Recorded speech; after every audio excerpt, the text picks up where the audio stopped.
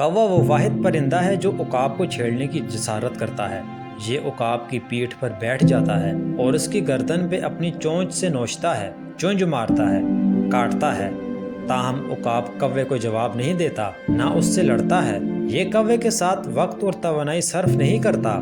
عقاب صرف اپنے پروں کو کھولتا ہے اور آسمان میں اونچی اڑان شروع کر دیتا ہے۔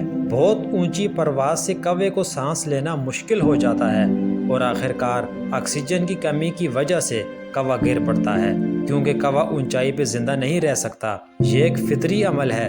کوا صرف گندگی، غلاظت اور مردار کھا سکتا ہے۔ جس طرح کوے کو اونچائی راس نہیں آتی، اسی طرح گھٹیا لوگوں کو زیادہ عزت راس نہیں آتی۔